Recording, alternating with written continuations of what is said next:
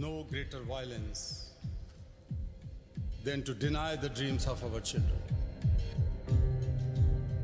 My only aim in life is that every child is free to be a child, free to laugh and cry, free to play and learn, free to dream.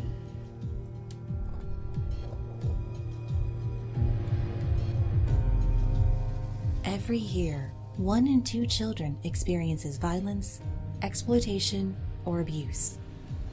Globally, that's over 1 billion children who don't feel safe, even around the very people they should trust the most. Children who live in fear, who will suffer lifelong consequences. Violence against children happens in every country. It happens at home, at school, in the community, and online. And now, a global pandemic has made this violence even more severe. We're learning the pandemic is also impacting the number of child abuse cases. At-risk kids may fall through the cracks as COVID-19 continues to keep children isolated at home. But it is preventable. There are solutions. Working together, we can and will end violence against children. Together, we're working with governments, the private sector, and countless partner organizations to protect children and share strategies that work. From empowering school teachers to take a stand in the classroom, to compelling politicians to make child safety a national priority. Together, we're the solution, inspiring political will and financial support to make a difference in the lives of children. For a global problem, we need a global solution, a movement. We need you. We need all of us, together. We will continue our journey to our destination of peace and education. No one can stop us because we are all together.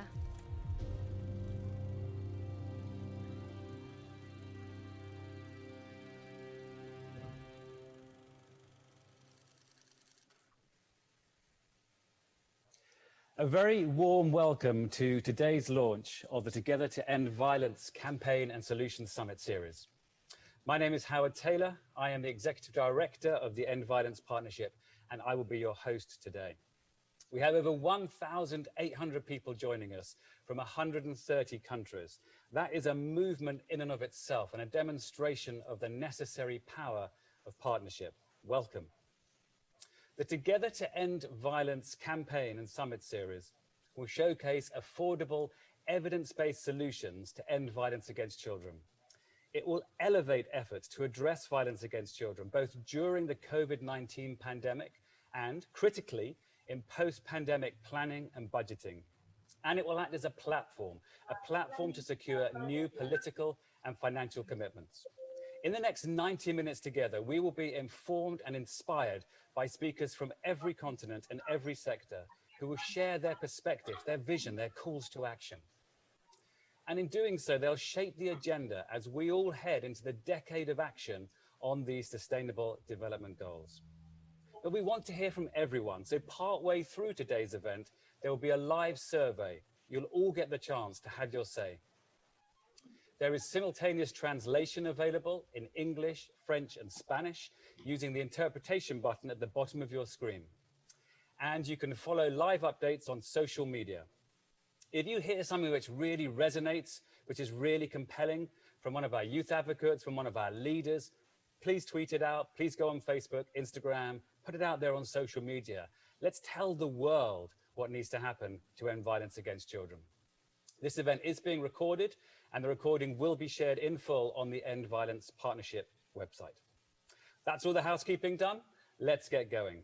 Before we hear from leaders from royalty, UN agencies, government, faith networks, the private sector, civil society, we are first going to hear from our most important participants, youth advocates. I'm delighted to welcome Zara from Indonesia and then Sarafina from Ghana to open today's event. Zara. Baik. Yang mulia, para pemimpin dunia, semua anak-anak, teman-teman saya, terima kasih atas kesempatan yang telah diberikan kepada saya. Perkenalkan, nama saya Zahra, 14 tahun dari Indonesia. Saya senang hadir di sini mewakili teman-teman saya di Indonesia. Seperti yang Bapak Ibu ketahui, bahwa pandemi ini merupakan situasi yang sangat berat bagi kita semua, terutama untuk anak-anak seperti saya dan teman-teman saya. Seperti halnya yang terjadi pada tetangga saya. Orang tuanya kehilangan pekerjaan karena pandemi. Dan akhirnya anaknya harus bekerja di pasar menjadi kuli angkut untuk membantu orang tuanya. Anak ini akhirnya tidak bisa lagi mengikuti sekolah online karena waktunya dipakai untuk bekerja. Ada juga yang mengemis di jalan, dan ada juga yang bahkan tidak mempunyai rumah. Saya merasa situasi ini tidak adil dan tidak boleh terjadi. Bukankah hak kami adalah memiliki mimpi besar? Bagaimana kami bisa mencapai mimpi tersebut jika kami tidak mendapatkan pendidikan? Saya dan teman-teman saya juga melakukan kampanye di media sosial tentang bagaimana cara mengakhiri kekerasan terhadap anak. Ini kami lakukan karena masih banyak masyarakat yang menganggap bahwa orang tua memukul anak itu adalah hal yang wajar terjadi. Harapan kami kepada para pemimpin dunia dan pemerintah Indonesia adalah untuk melakukan hal-hal berikut. Yang pertama, penegakan hukum yang lebih tegas. Yang kedua, memperluas jangkauan layanan pelaporan kasus kekerasan ke daerah-daerah yang terpinggirkan. Yang ketiga, memprioritaskan bantuan sosial selama pandemi untuk kebutuhan anak. Yang keempat, membuat layanan keluhan khusus anak yang bisa membuat anak menceritakan perasaannya selama pandemi. Together we can end violence against children. Terima kasih. Hello everyone, I am Sarafina from Ghana, a young leader from World Vision, and I'm very honored to be taking part of this event. I am here representing children from my country and the world at large. Today, my main focus is on violence against children. Violence against children because growing up in my community and in the country, I have seen a lot of children facing various kinds of violence against children, and this includes child marriage, teenage pregnancy, and child labor. In my community, for example, most girls have faced issues of child marriage, in which with the help of my club, we were able to rescue these girls through soccer clinics, clubs, and then debating clubs. Ladies and gentlemen, I want to urge you all that don't let children to only be those to bring the problems out. Let them also be part of the solutions, because children are agents of change. On behalf of children, I also want to use this opportunity to bring out this grand challenge to all. Governments, leaders, political leaders, and all leaders across the world, we need more commitment to help end violence against children. We need more money to support programs that will help bring all kinds of violence against children to an end.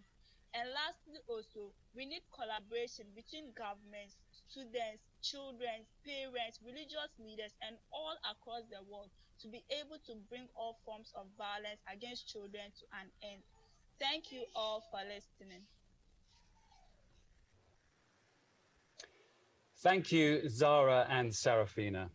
For children and young people everywhere, you have challenged us all to step up and do more. And you've reminded us of the critical role that young people play as advocates and as agents of change.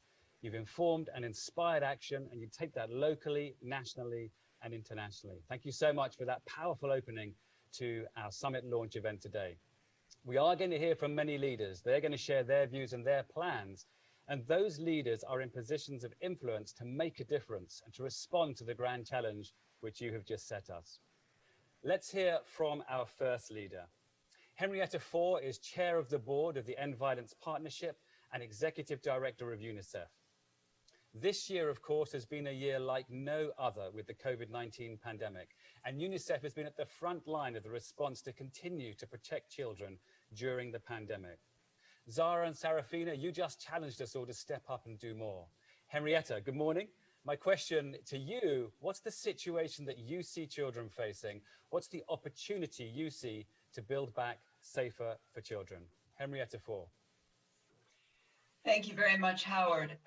It is a very important moment for the world when we really can step back and see what we need to do for children. So I really strongly endorse your call for a movement. So thank you all very much for joining us as we take the next steps in our partnership to end violence against children, an epidemic that has grown far worse over the last year.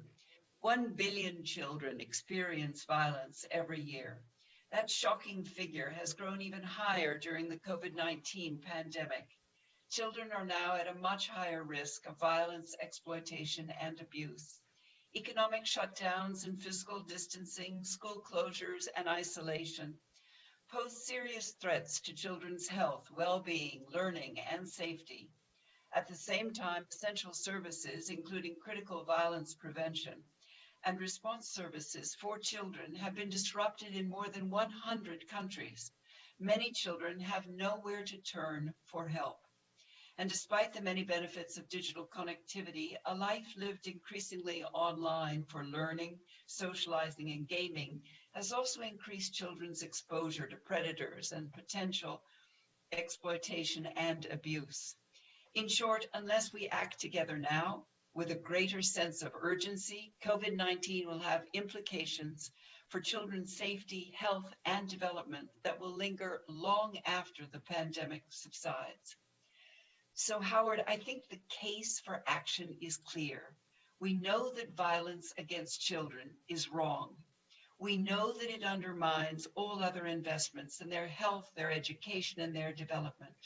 We know what works to stop it, and that our actions must be informed by listening to and working with young people, such as Zara and Sarafina. And we know that it makes economic sense to prevent it. The Together to End Violence Solution Summit series that we are launching today unites us all across continents and across sectors behind a single shared vision of a world where every child grows up safe and secure. Safe at home, safe online, safe to learn, and safe in their community. The Summit Series is an opportunity for us to work together and to turn this shared vision into a reality. It's an opportunity to raise awareness that ending violence is possible, an opportunity to share cost-effective, evidence-based solutions that can be scaled as governments and societies build back better and safer for children, and an opportunity to catalyze the leadership and the financial commitments needed to get on track to achieve Sustainable Development Goal 16.2 and end all violence and exploitation and abuse of children by 2030.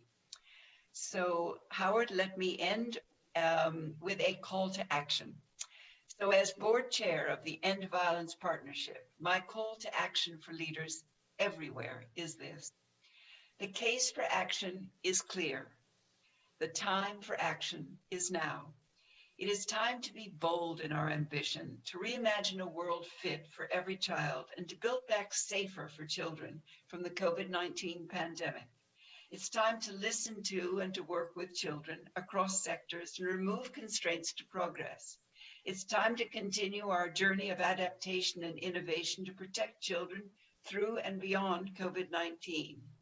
Through our work at UNICEF, we've learned how to digitize some child protection services, to adapt child helplines, to increase the safety of virtual learning environments, and deliver positive parenting resources to all who need them. So let's learn from these experiences and let's scale them up to where they are needed the most. And finally, it's time for governments and donors and the international community to unlock the domestic and international funds needed to invest in the prevention and response programs that keep children safe from all forms of violence. Progress depends on investment, and there is no greater investment than a child's future, including protection from violence. So as I look forward to the discussion today, as we carry our commitment into 2021 and find new ways to end the scourge of violence against children in every country and every community, let's gather the power of a movement. Let's end violence against children. So thank you, Howard.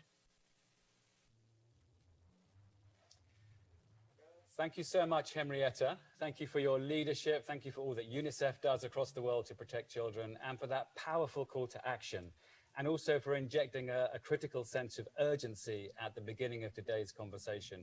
You've reminded us that ending violence against children isn't just the right thing to do, it's also possible. Solutions exist, and even in the COVID-19 pandemic, we've seen innovation, which we must build on.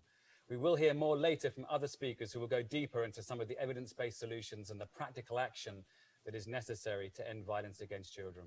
And you also called, Henrietta, for more investment. And that's so important, because ending violence against children isn't just the right thing to do, and it isn't just possible, it's a smart investment to make. And I know we'll hear more from some other speakers about that. We're now going to move to hear from four governments who have adopted national action plans to end violence against children: the United Arab Emirates, Colombia, Japan, and Sweden. And these four governments are illustrative of more than 30 governments who have made that really bold political commitment as part of the End Violence Partnership to become what we call a pathfinding country. They commit to prepare and implement a national action plan, to use global best practice of what works, and to have those plans informed by data that shows them the local context in which children are living, learning, playing, and developing. We are going to hear first from Abu Dhabi, from His Highness Sheikh Zayed bin Zayed Al Nahyan, the Deputy Prime Minister of the United Arab Emirates. جلالة الملكة سيلفيا ملكة السويد، فخامة إفيان ماركيس رئيس كولومبيا، إخواني الوزراء، السيدات والسادة، يسعدني أن أكون بينكم اليوم في هذا اللقاء العالمي الإنساني الكبير، الهادف لتعزيز العمل المشترك من أجل مستقبل أطفال العالم. أهداف كبيرة والعمل متواصل، ونحن مستمرون في تقديم الدعم لكل خطوة تمضي بالبشرية نحو بيئة أكثر أماناً للطفل، ومجتمع أكثر استقراراً، وأسرة أكثر تلاحماً. الأسرة هي الكيان المقدس وخط الدفاع الأول عن الطفولة. وعند الحديث عن تقوية دعائم الأسرة لا بد من الحديث عن القوانين والتشريعات التي تضمن استدامة هذه الجهود، بحيث يتم النظر في إيجابياتها والعمل على تطويرها وتمكينها من تلبية متطلبات التطور المجتمعي والتقني لتتلائم مع التغييرات التي تواجهنا أو يمكن أن تواجهنا.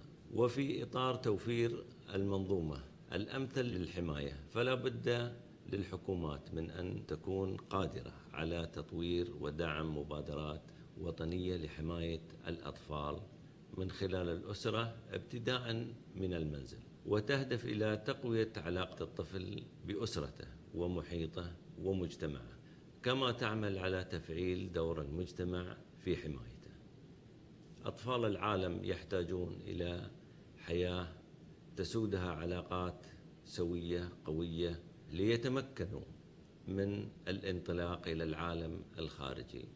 أختم كلمتي وكلنا ثقة بأن تتضافر جميع الجهود في سبيل تقديم كل من شأنه إحاطة الأطفال بالحماية الكاملة لنسير معا بثقة واقتدار من أجل مستقبل أطفال العالم. Thank you, Your Highness, for sharing part of the United Arab Emirates' national progress and plans to accelerate an end to violence against children, and for calling out the criticality of a focus on the importance of families.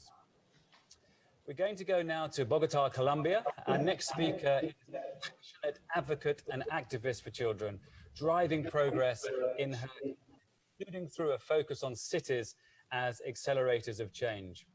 And she's set an example of what's possible when leaders commit and take evidence-based action.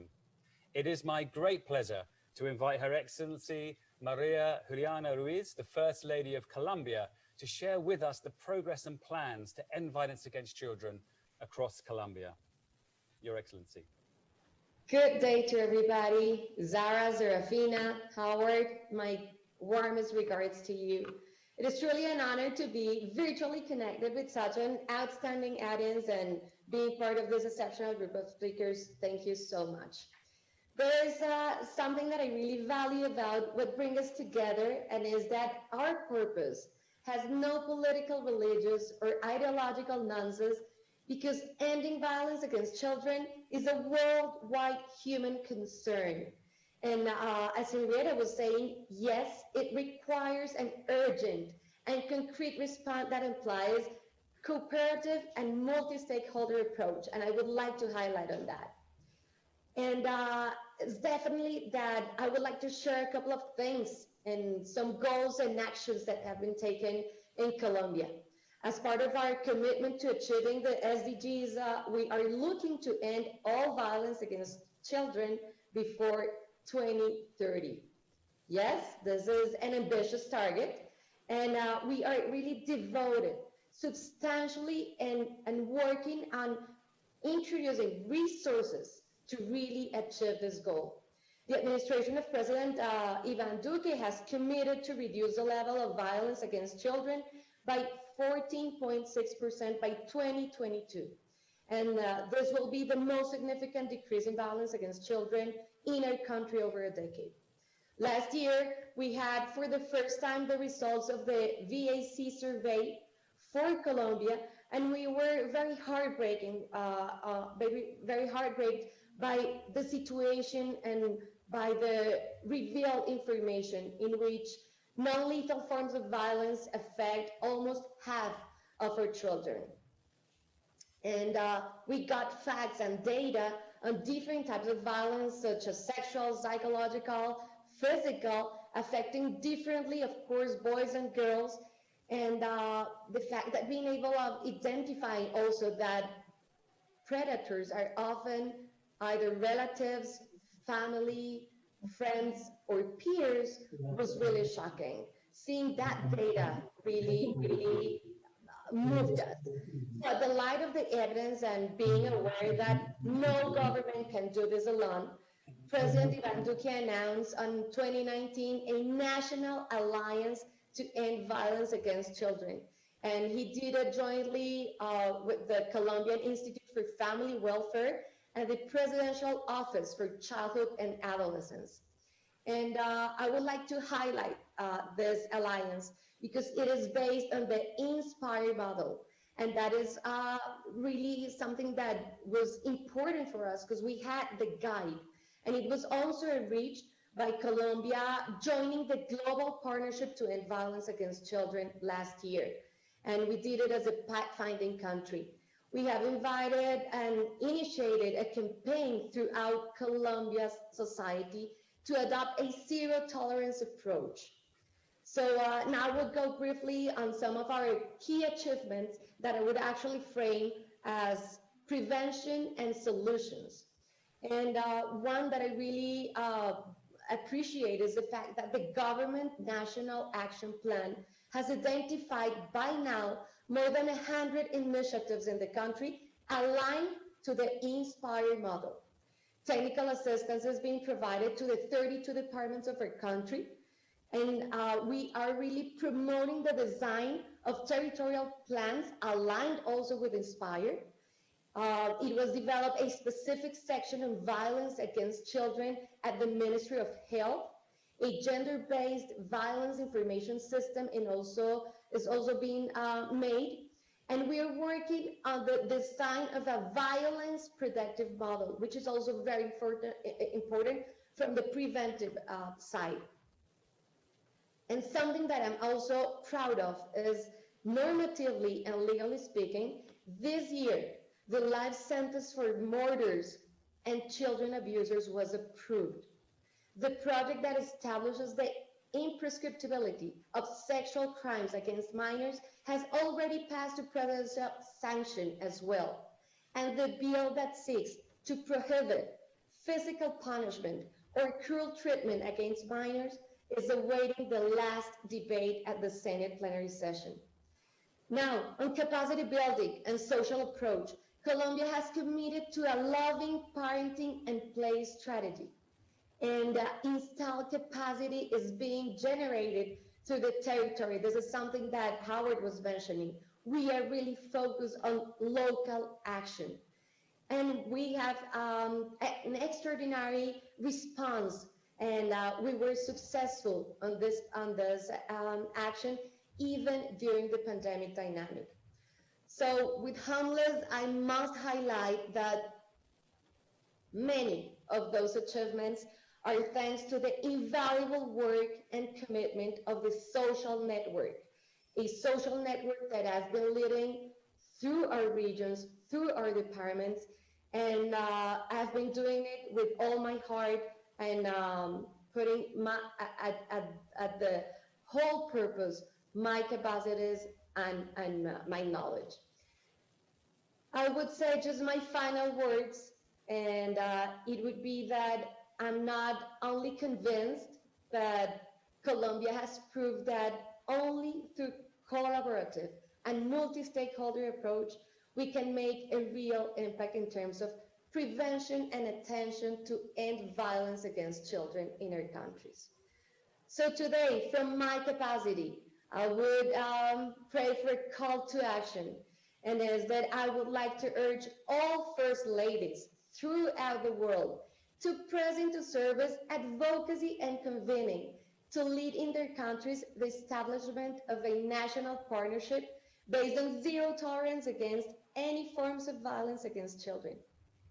Taking responsibility, regardless of our jobs or roles in society, on the well-being and protection of the next generations may be a legacy, but overall, it is a commitment to the present and a promise to our future. Thank you. Thank you so much, Your Excellency, for joining us today. And thank you for your leadership. Thank you also for the leadership of His Excellency, the President of Colombia, and for that very powerful and exciting call to action to First Ladies the world over to lean in to this agenda of ending violence against children. And you are emblematic of what can be achieved when that happens. You've done a great job today of summarizing some of the enormous amount of work and progress going on in Colombia. And the importance of the whole of government approach, the integrated multi-sectoral plan, the importance of evidence and the INSPIRE strategies, which we'll hear more about later as the global best practice of evidence, and of course the criticality of its data-driven.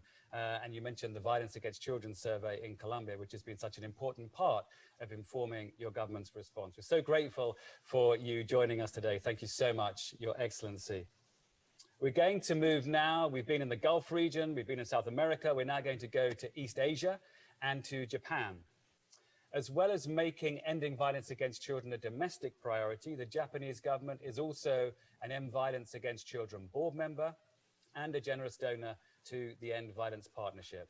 And today we're going to hear from Japan's Parliamentary Vice Minister of Foreign Affairs, Mr. Satoshi Nakanishi.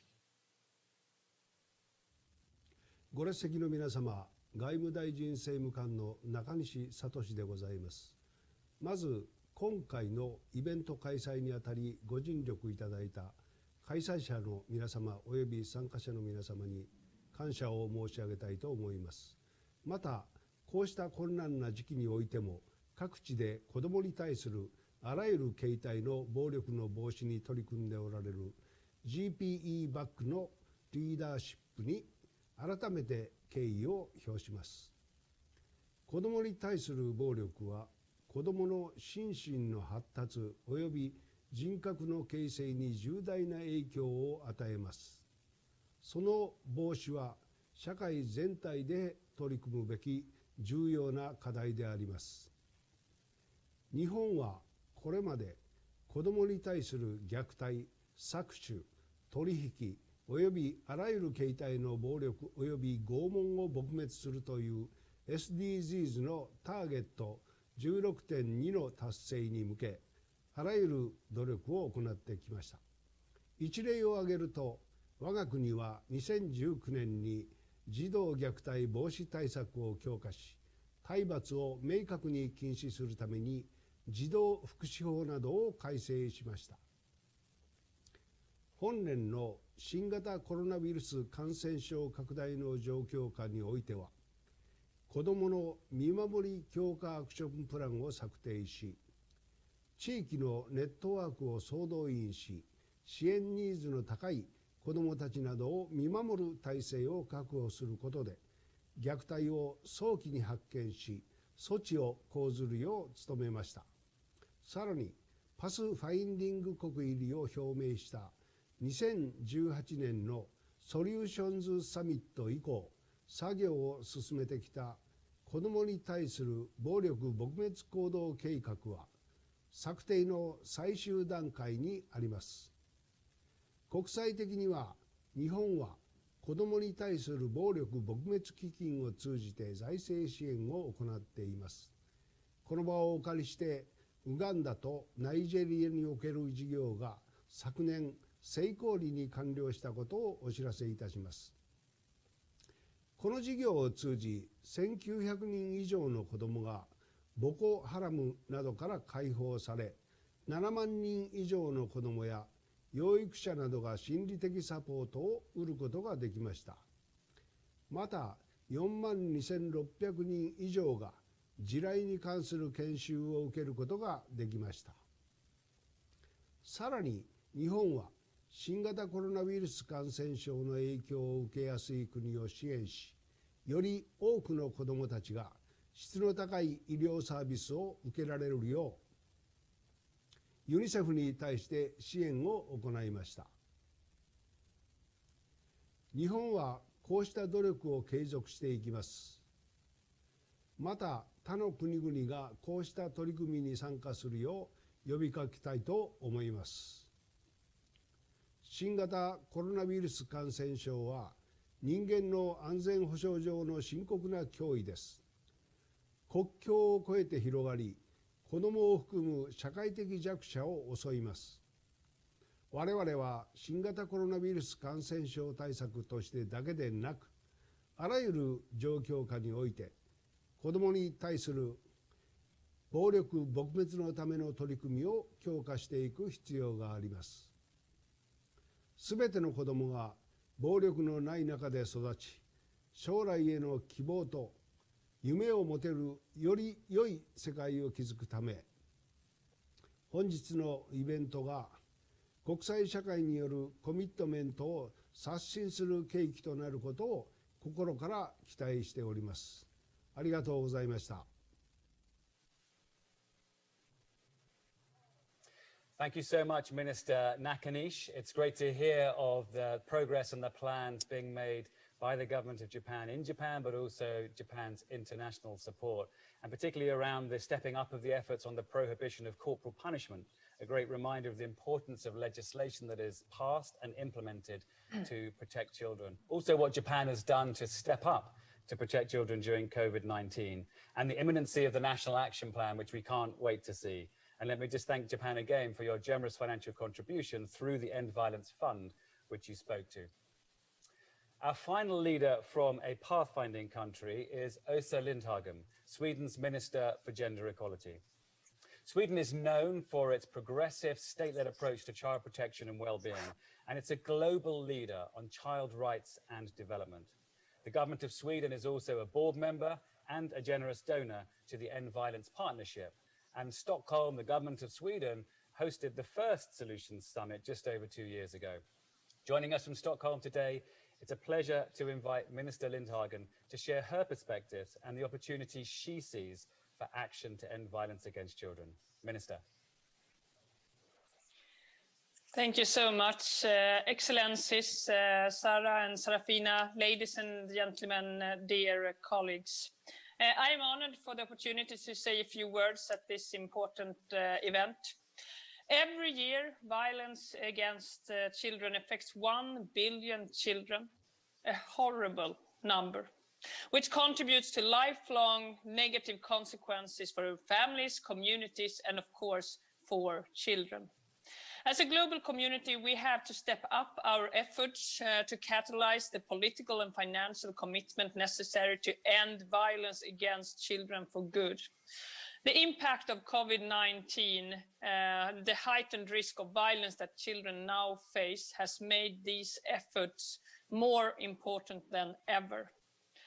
Like men's violence against women, all violence against children is unacceptable and must be confronted with the full force of the global community. And this is not just something we wish or hope for. This is a promise we have made with the Sustainable Development Goals within Agenda 2030. We need to work harder to protect all children.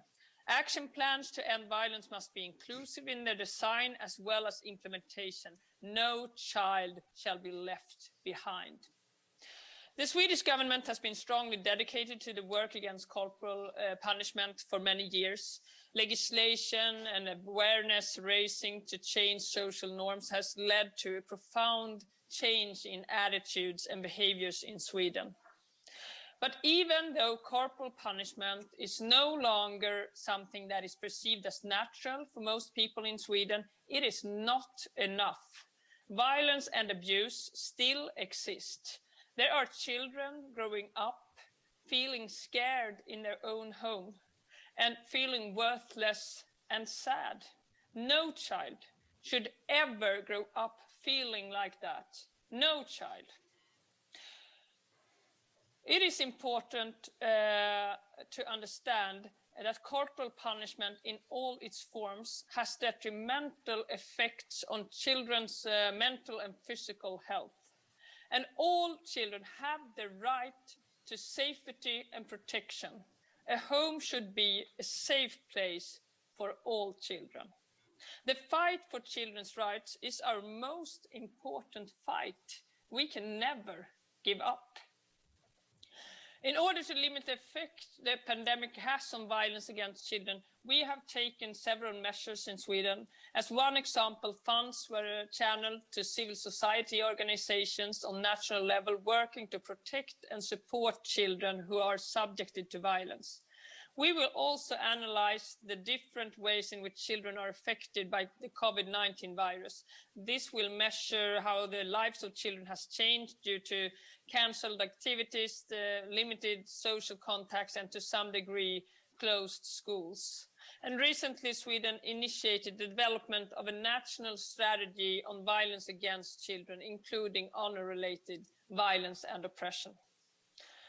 I am confident that the meeting here today will inspire us to do more and to contribute to the mobilization that is so needed in order to reach the Sustainable Development Goal 16.2. In this work, the global partnership to end violence against children plays a very important role. It is imperative that we work together, and the partnership is a wonderful platform for this.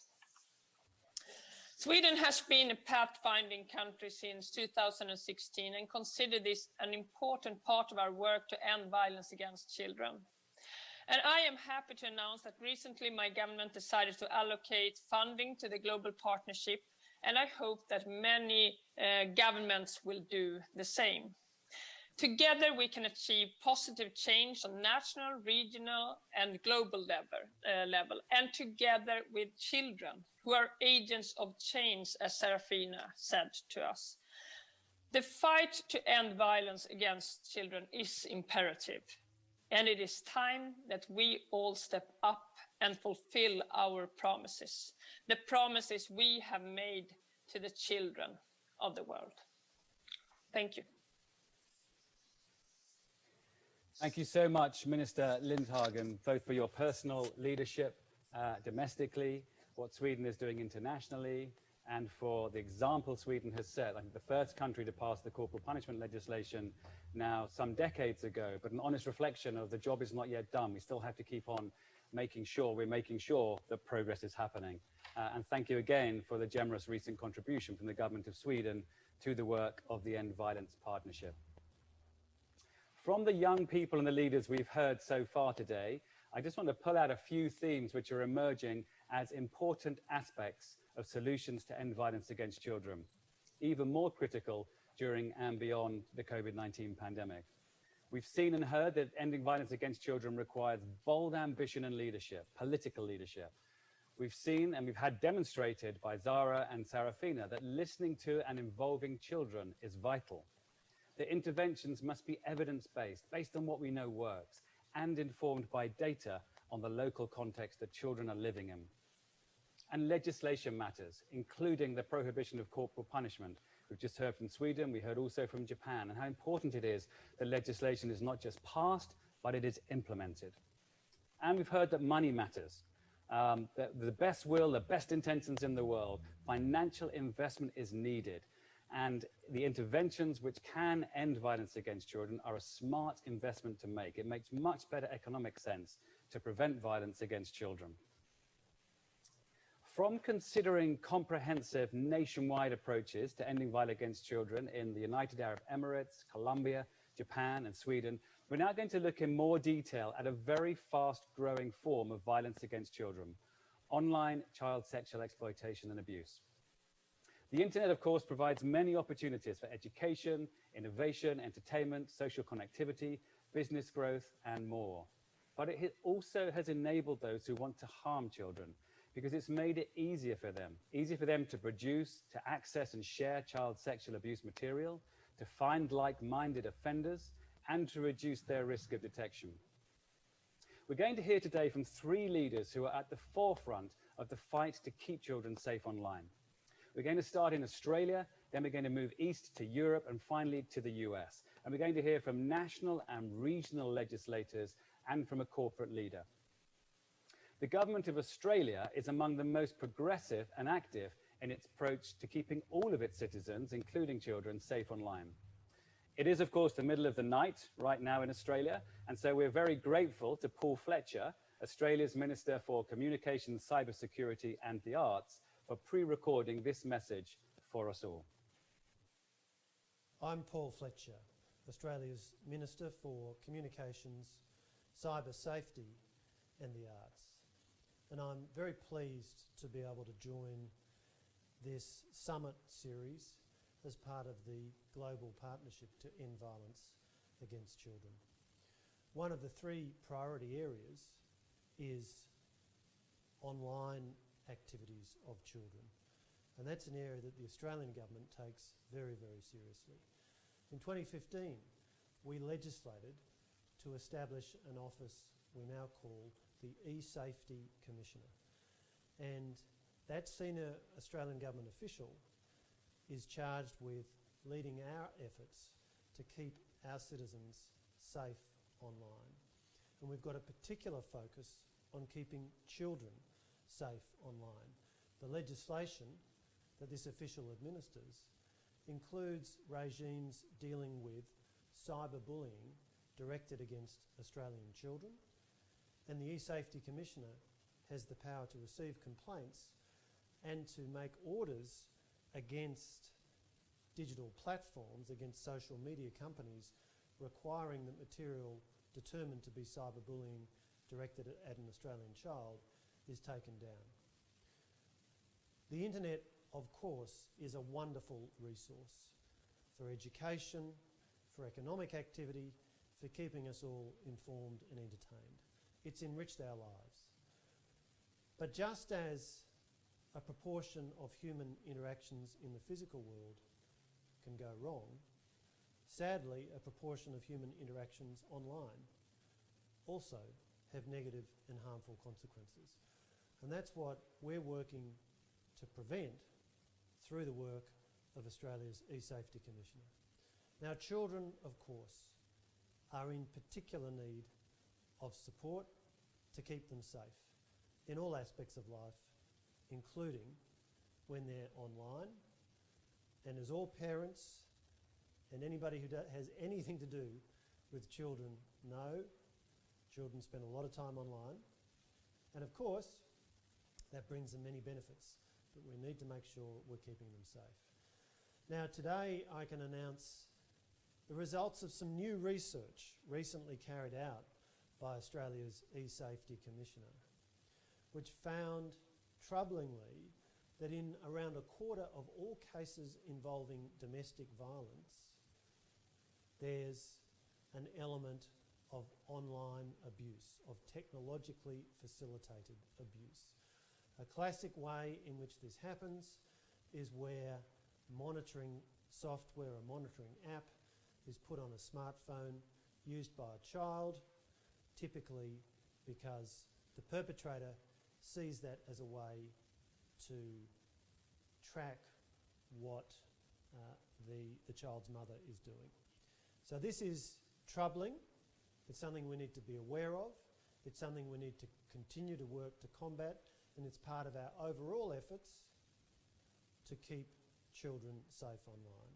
So can I commend the Global Partnership to End Violence Against Children for the important work you're doing.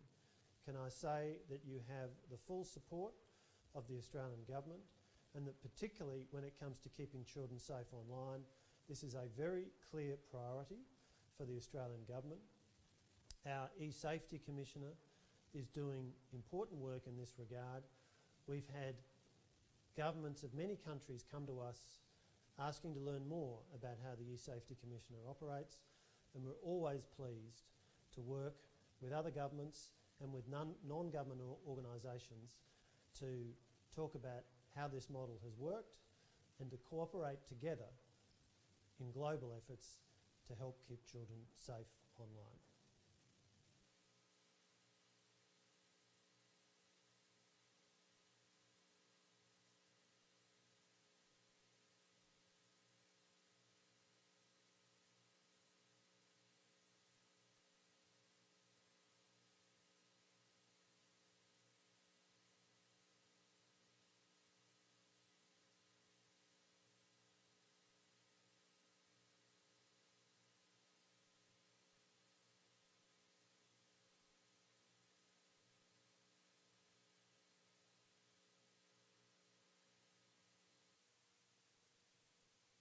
I'm very happy to speak at this launch event where so many people from all around the world are united to end violence against children.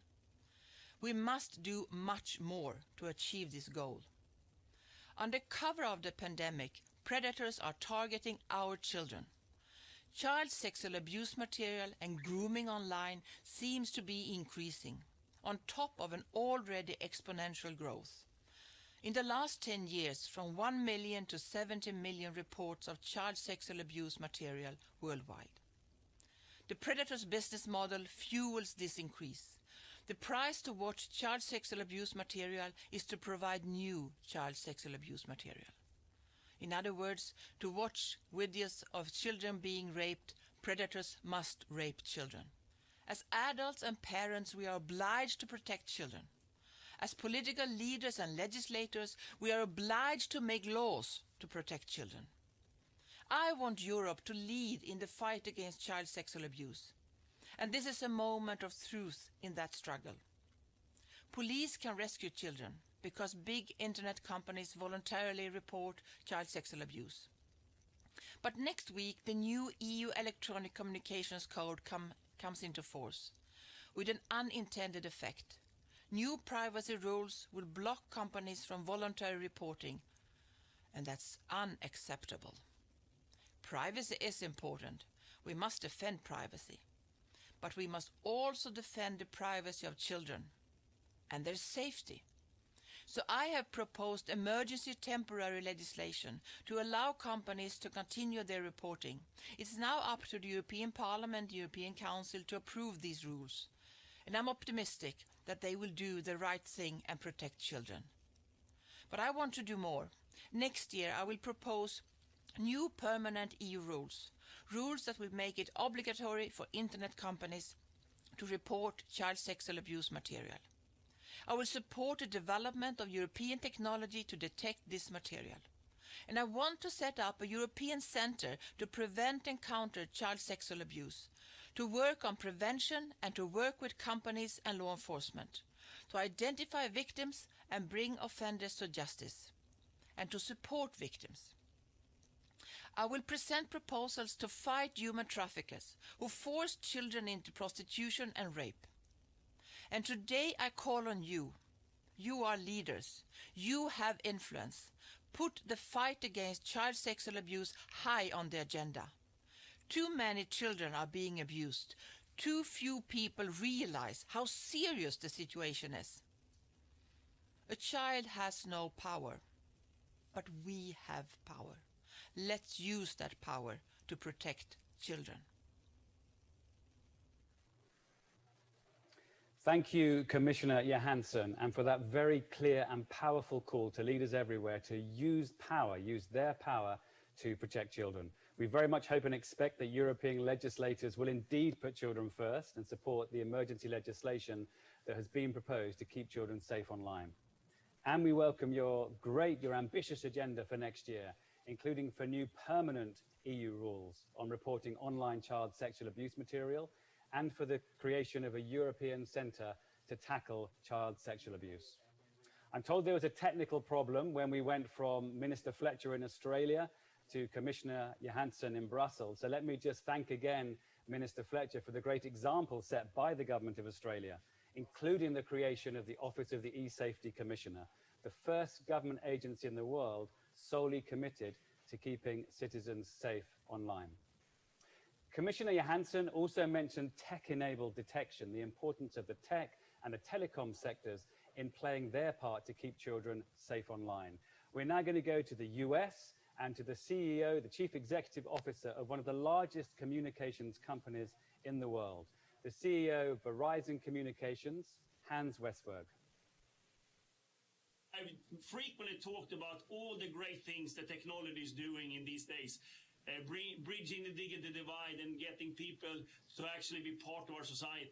There are some challenges, and one is, of course, the abuse online for children. The work we're doing here at Verizon is important. We understand our responsibility as a public company. I mean, first of all, what we do is we work with technology to see that we can detect these type of information and photographies that is coming with child abuse.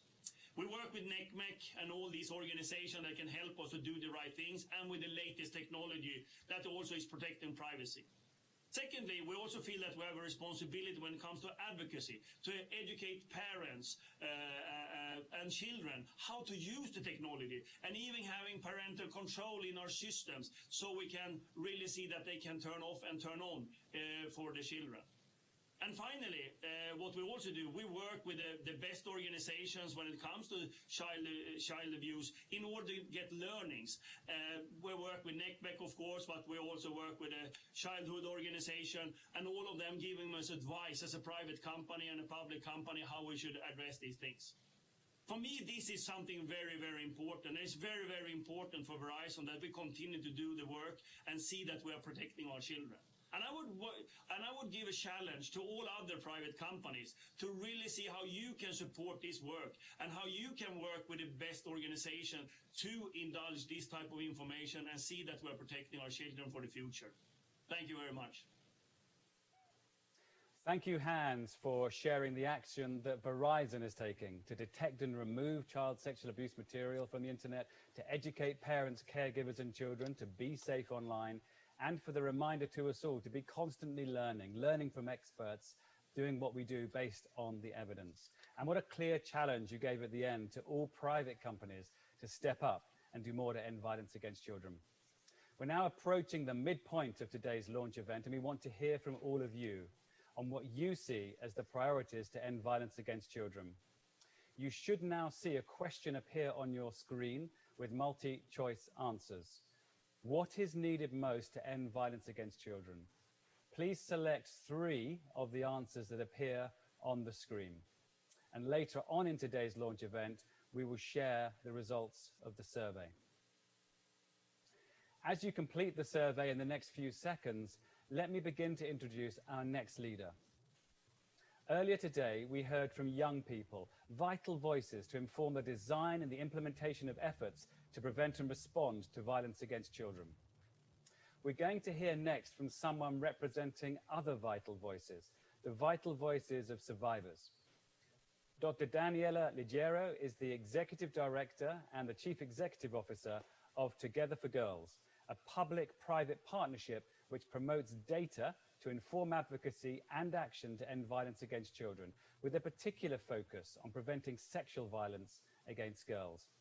Daniela recently completed a 2-year term chairing the executive committee of the End Violence Partnership, and she is also herself a survivor of sexual abuse. Daniela, thank you for joining us today and for sharing your story and insights with us. Thank you, Howard. It's such an honor to be here. The author and survivor Christine McDonald once said, "There is solace in breaking our silence, a strength of spirit when sharing our truth. And it all starts with the choice to live on the other side of victim." For me, that choice came at the age of 15. I was on vacation with my parents and I didn't feel well, so I stayed alone at the hotel while they went out. And I saw a made-for-TV movie about a young girl who was sexually abused and how it affected her. That movie changed my life. You see, I too was sexually abused for several years, starting at the age of 6 by someone close to my family. Like most kids who are abused, I was terrified and ashamed, and I felt very alone for a long time. But seeing that movie made me feel, for the very first time, like I was not alone, and it helped me understand what I had gone through. That changed everything. That night, I had the courage to tell my parents what had happened to me, and it started a chain of events that transformed my life.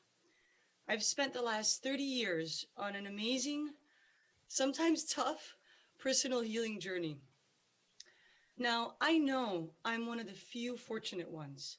I had access to resources and education, a variety of services to help me heal. But one of the hardest parts of my healing has been letting go of the heavy shame I carried for a long time. So, over a decade ago, I decided to start sharing my own story widely. Not because I like doing it, but because I was done carrying this shame.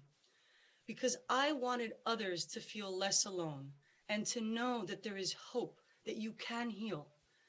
Ending sexual violence against children is possible, but change will only come if we use the data and evidence we finally have, if we work together to implement these solutions, and if we make some noise. As such, I want to congratulate the Global Partnership for all of their leadership and for recently approving 2 new seats on the board for networks of survivors of any form of violence against children. You see, I believe the time for a powerful movement of survivors and allies has come. As survivors, our background and experiences are varied, but we share a common knowing, what it's like to feel alone, to live scared, and to hold on to misplaced shame. But this is a burden we refuse to carry any longer. We return the shame to where it's always belonged, to perpetrators, to adults, leaders, and institutions that maintain the conspiracy of silence, to anyone that chooses to ignore the problem rather than face it head on. As allies, we stand with the survivors and victims in our lives and in our communities, and we are committed to change. Together, we are powerful. Together, we are tireless in a most basic pursuit that every child has the right to grow up free from the threat of sexual violence or any other form of violence. So to end, we call on bold and transformative action from leaders to make homes, communities, sport, places of worship, schools, and the online world safer for children. We demand prevention, healing, and justice. Above all, we must be brave so that all children can be safe. Muito obrigada. Thank you so much. Daniela, thank you so much for sharing your personal story and for those action-focused insights and that call on leaders everywhere to be bold and be transformative in the action to keep children safe in every environment from sexual abuse. It's a really powerful reminder that behind the very large numbers we sometimes talk about, 1 billion children every year experiencing exploitation, violence, and abuse, that there are millions and millions of individual children and that they have experiences that no child should ever have to go through. And your story, Daniela, is so powerful because it's also a story of hope and survivorship and about your lifelong commitment to ending violence against children. Thank you so much for your leadership. From Daniela's powerful story and the insights there from an individual survivor and leader, we're now going to pull right out to the enormity of the Sustainable Development Goals, which of course include Sustainable Development Goal 16.2, the commitment that leaders made to end all violence against children by 2030.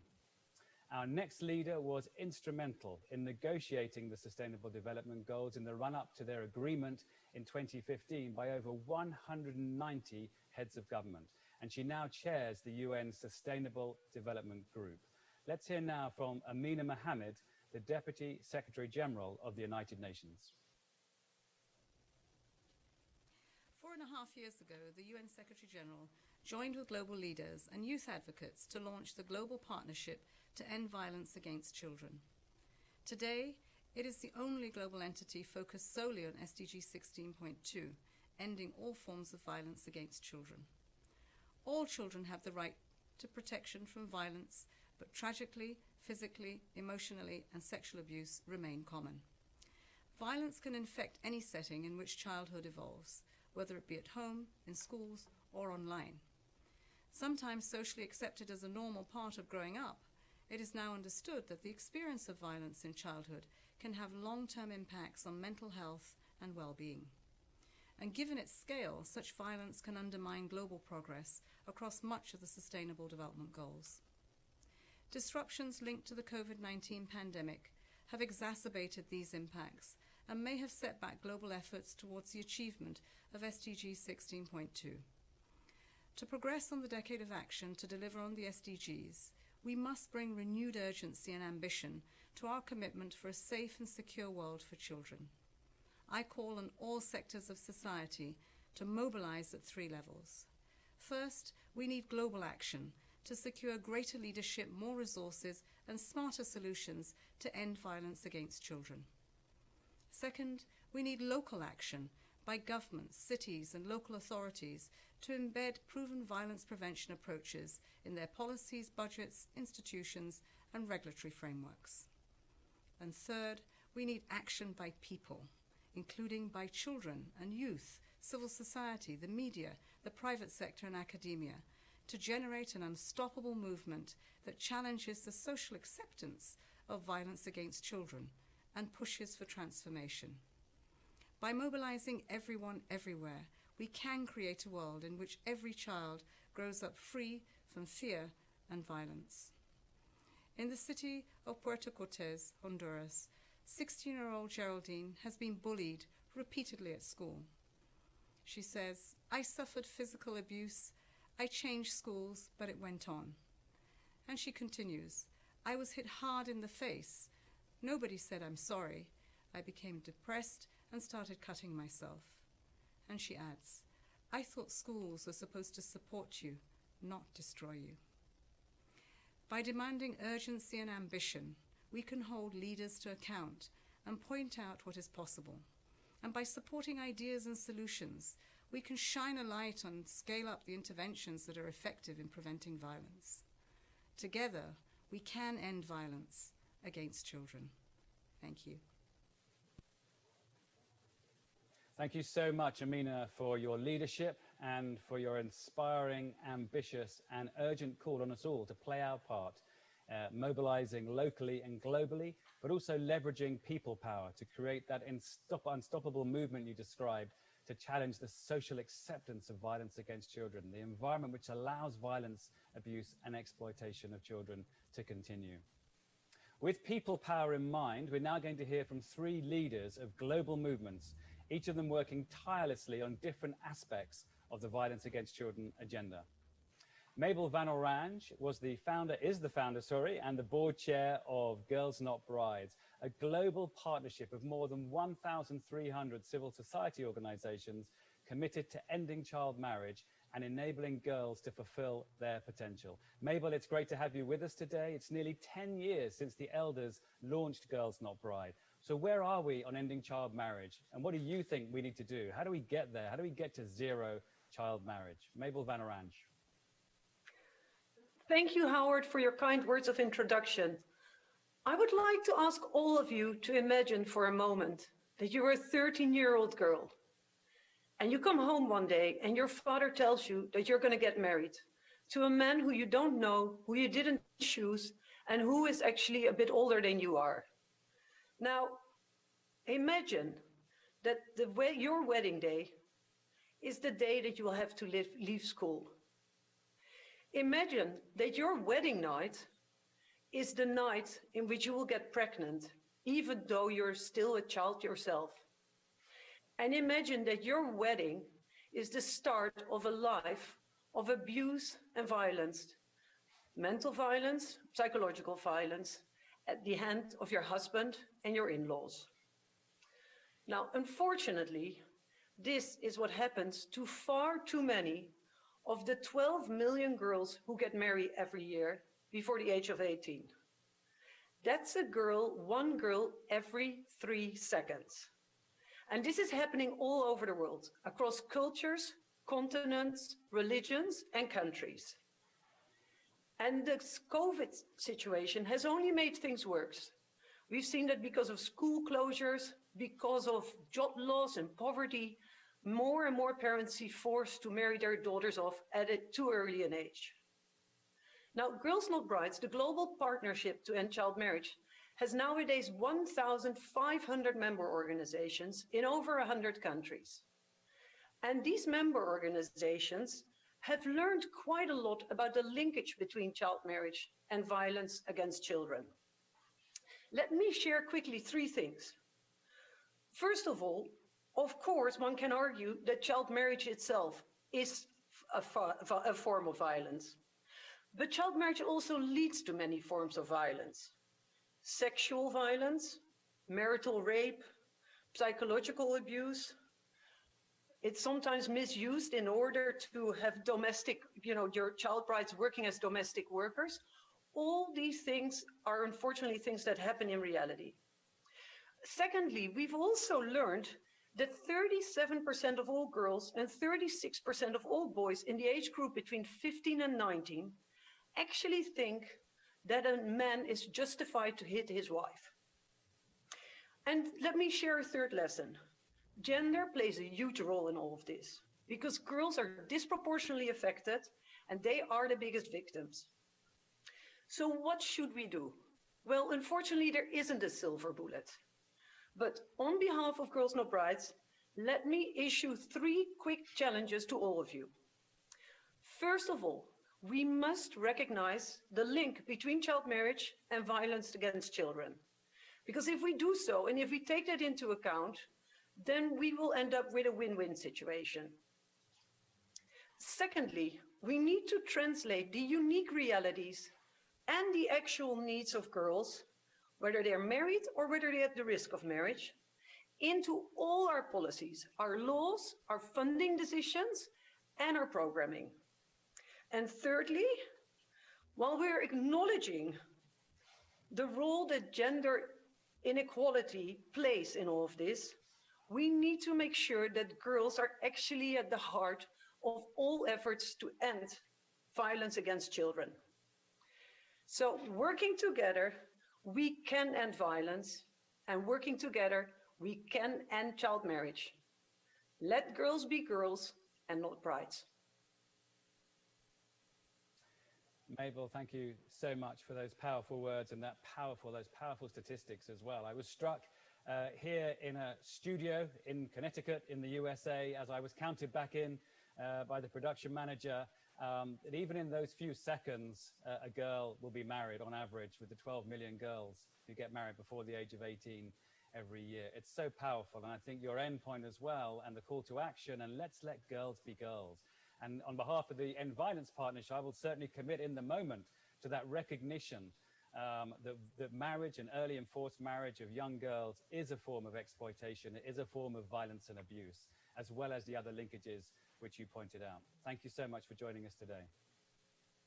We're now going to go back to Japan, where we're going to hear from Reverend Keiichi Miyamoto, who is president of Arigato International. Arigato is a global organization that brings together people of diverse religious and cultural backgrounds with a shared objective of building a better world for children.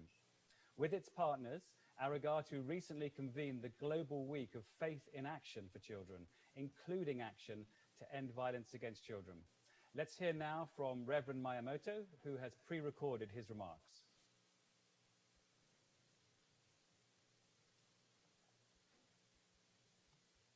私たちはパンデミックが子どもたちに深刻な影響を与えていることを深く憂慮しております。ありがとうインターナショナルは子どもに対する暴力の解決を国際社会の優先課題とし、2030年までに必要な政治的、財政的な約束を促進いたします。2030 2017年にパナマで開催した GNRC 第5回フォーラムに非団体にご参加いただいたことに対して改めて感謝を申し上げます。フォーラムでは宗教指導者、市民社会団体、信仰に基づく組織や国際機関の代表など526名の参加者が子どもに対する暴力をなくすパナマ宣言を採択しました。主要な宗教指導者によって採択された初めての宣言であり、宗教コミュニティによる今後の取り組みの可能性を支持した10の約束が盛り込まれています。今年4月には子どものために行動する宗教キャンペーンを開始し、11月16日から20日まで今般のサミットの一環としてオンラインによるイベントを開催し、70以上の団体にご参加をいただきました。しかし、最も重要なことは、世界の子どもたちが宗教指導者やその他のリーダーと共に世代を超えた諸宗教の対話に参加し、子どもに対する暴力について話し合ったことです。イベントの成果として声明が作成され、参加した組織の宗教者や代表者による行動への共同声明が取りまとめられました。宗教コミュニティをはじめ、国際社会や市民社会の団体が協力していく意思を示しました。パンデミックは、私たちは一人一人が深く結びついており、相互に依存していること、すべての人の人間としての尊厳は、世界の人間家族の中で守られ、尊重されなければならないことを思い起こさせてくれました。宗教コミュニティは、子供とその家族の精神的福祉を促進するという重要な役割を担っております。精神性を育むことは、この課題を根源から解決していく上で不可欠であり、今、特に必要とされています。私は国際社会に対して、すべての子供の精神性を育み、家族の精神的福祉を促進することの重要性を認識しています。宗教者と協力し、子供のための暴力を根本からなくしていくことを促します。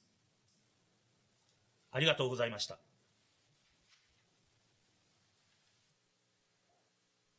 Thank you, Reverend Miyamoto, for articulating so well the vitality, the importance of faith and of spirituality, and the role of faith leaders, of faith-based communities and networks, and all that they do to help protect children and the important agenda there.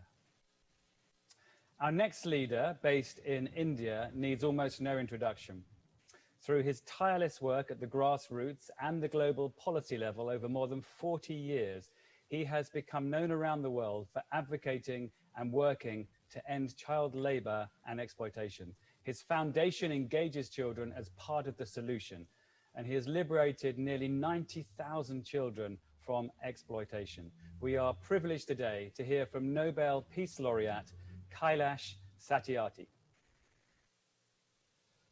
My dear young friends, sisters and brothers, as we know that our children are facing the grimmest crisis of our times, this is not simply a health crisis or economic crisis. This is the crisis of morality, justice, and civilization. We have seen throughout the history that violence affects our children most. May it be social, economic, political violence, may it be the structural violence, children suffer most. we know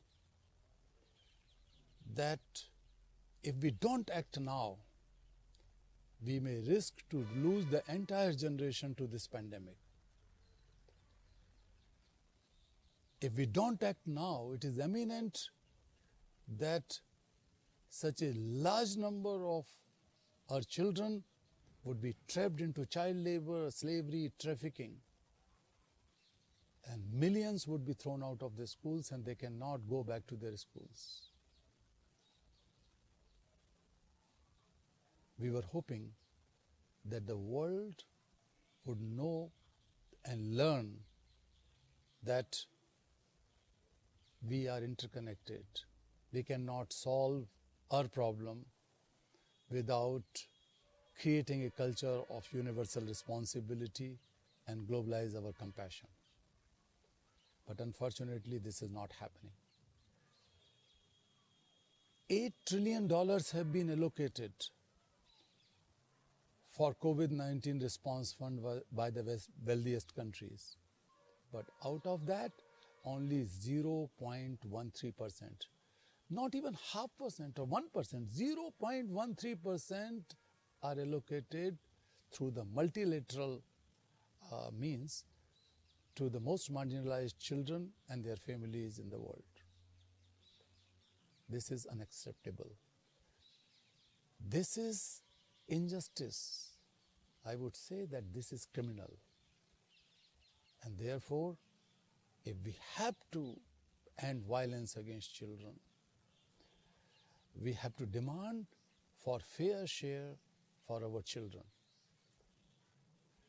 Several Nobel laureates, world leaders, and youth organizations, student organizations, teachers, workers came together for this demand that 20% of the COVID-19 response fund should be allocated for 20% marginalized children and their families. And not only that, in the post-pandemic time, this fair share should be a culture.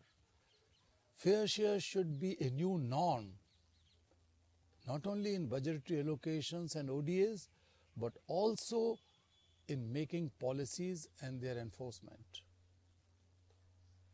Marginalized children must get their fair share. Next year, 2021, is the International Year for Elimination of Child Labor declared by the United Nations. This is an opportunity because child labor in any its forms is violence. It is the denial of human dignity and freedom. It is the denial of opportunities. This is violence. So we have to pledge it now or act it now so that we do not risk to lose our generation to child labor. Thank you so much. Thank you, Kailash, for your leadership, for your tireless work to extract children from exploitation and to advocate for their education and well-being, for your passionate, clear demand for a fair share of resources for children, particularly marginalized children, and making that a new norm. We know right now that the resources which go into protecting children are grossly disproportionate to the size of the issue, but also to the return on the investment of preventing violence, exploitation, and abuse of children. And thanks, Kailash, also for flagging and reminding us that next year in 2021, we have an opportunity because it is the International Year for the Elimination of Child Labor. Before we move to our next leader, I just want to remind people of social media that this is being broadcast. And if you have heard something from a speaker, from a youth advocate, from one of our leaders that you find compelling, please do push that out on the social media channels which are appearing now on the screen. It's so important that those of us who have come together today from over 130 countries are pushing this out, raising awareness so people understand the extent of the issue, but that there are solutions and that there are committed leaders to making change happen and to ending violence against children. Our previous speaker, Kailash, also advocates for the universal right to education. School is, of course, a place where children should be safe to learn, to play, to develop. But for many children, school, and sometimes the journey to and from school, is fraught with fear and danger. Just a few days ago, a school in Nigeria was attacked. And as of today, a few hundred students from that attack are still missing. Our thoughts are with them and their parents, their teachers, their families. Violence in schools, as well as that kind of extreme form of violence, also includes bullying and cyberbullying, sex in returns for grades, corporal punishment, and more. And on top of all of this, education and learning has been significantly impacted during the COVID-19 pandemic. But there is a multiple win to be had. If we can end violence in schools, we will also improve learning outcomes. It's my great privilege now to welcome Alice Albright, the Chief Executive Officer of the Global Partnership for Education, to share her perspective and what she sees as the priorities to make learning safe for every child. Alice. Good morning, good afternoon, Howard. Let me extend my greetings to everybody. We're having some technological issues here, so I'm afraid my camera doesn't work, but I'm hoping that you all can hear me. And it's thank you so much for inviting me to the summit for this very, very important launch. So before the pandemic, I met with a group of girls during a recent trip that I took to Burkina Faso. And they told me about the devastating, silent, in some ways, also pandemic that they face of physical, psychological, and sexual violence on their way to school while they were riding their bicycles. Since COVID struck, and many of you talked about this, violence in early childhood marriage had increased with devastating consequences. And we now fear that millions of children, as a result of this, may never, ever return to school. So ending violence is both a moral imperative and a very smart investment, in particular towards the recovery from the pandemic. GPE is supporting partners and governments to ensure education policy frameworks address safety in schools, make schools more inclusive, safe, and healthy, including through systematically monitoring violence and safety in schools. GPE's $500 million COVID response put learners' safety up front. That's the reason why we did it. We supported campaigns.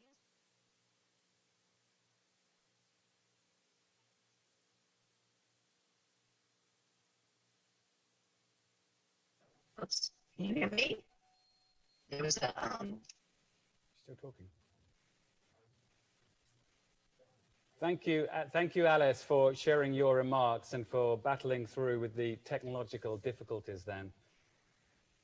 I want to pick up on a few further themes that are emerging during the event today, and that's that we've heard about specific action which is needed to make sure children are safe online, that they are safe to learn, as we just heard about from Alice, but they're also safe from child marriage, from child labor and exploitation. And a cross-cutting theme that all of these require collaborative action, working across sectors and traditional boundaries, and that people power matters, that we must mobilize globally and locally and make all violence against children socially unacceptable.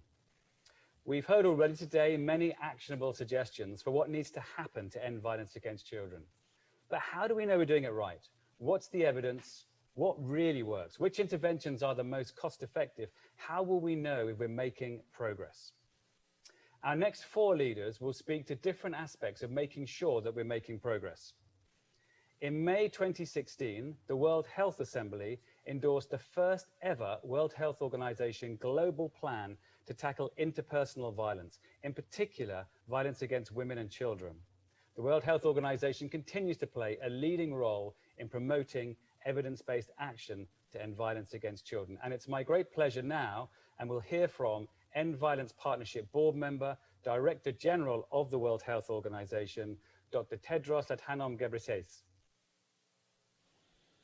Dear colleagues and friends, the COVID-19 pandemic is a harsh reminder of the need to urgently accelerate our work to prevent violence against children.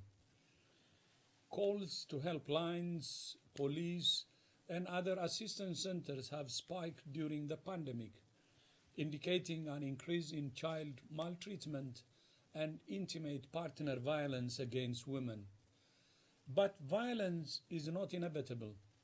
The evidence gathered in the Inspire 7 Strategies for Ending Violence Against Children package of intervention shows that properly implemented programs can reduce violence against children by 50%. The 2020 Global Status Report on Preventing Violence Against Children gives us reason for hope because countries recognize the need to take action, and cause for concern because levels of preventive coverage are extremely low.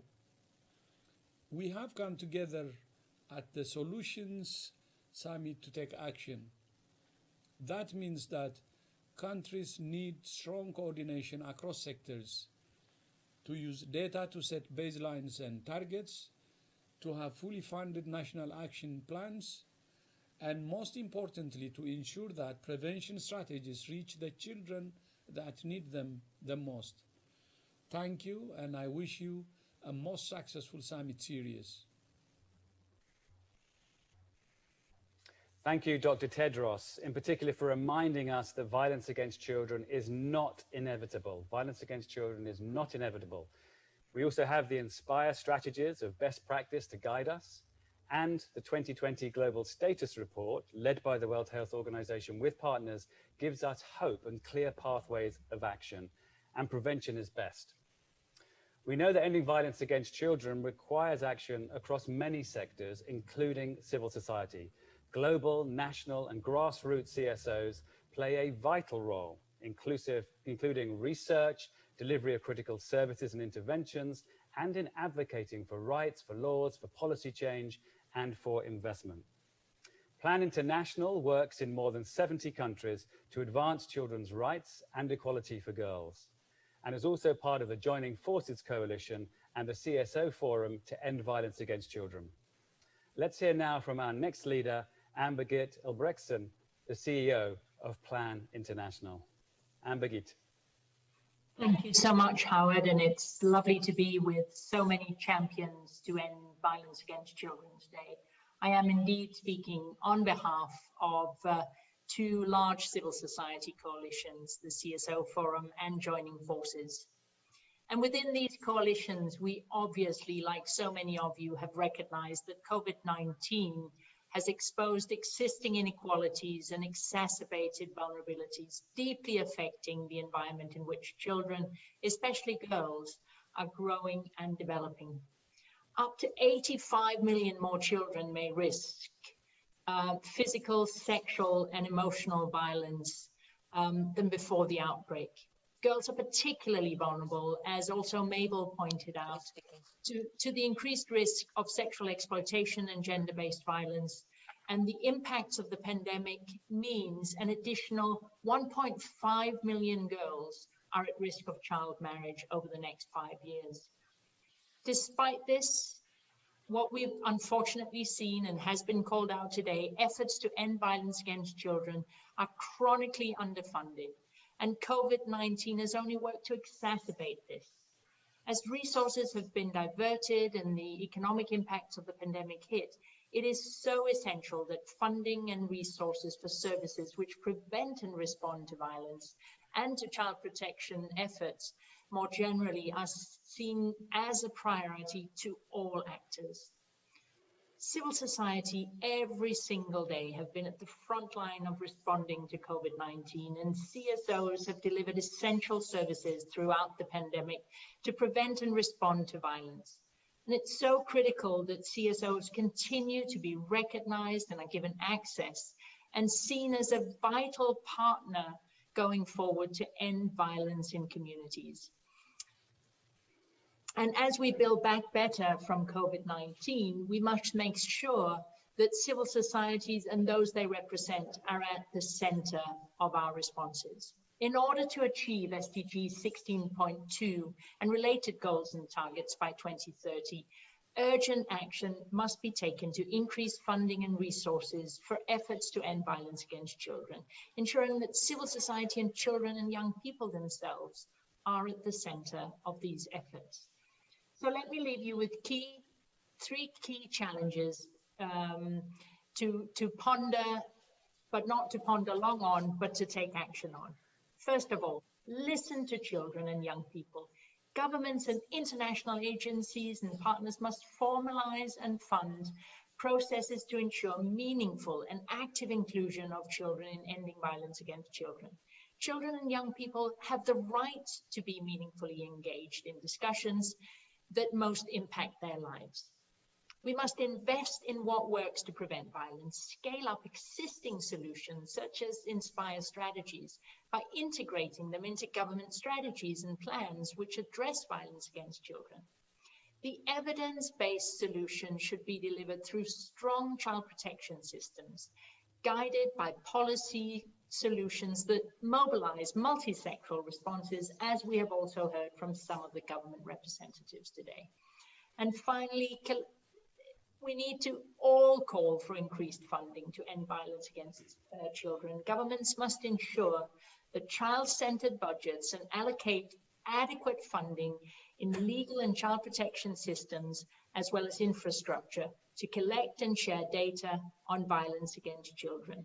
And fund essential services and expand them. That's a must. Thanks, Howard.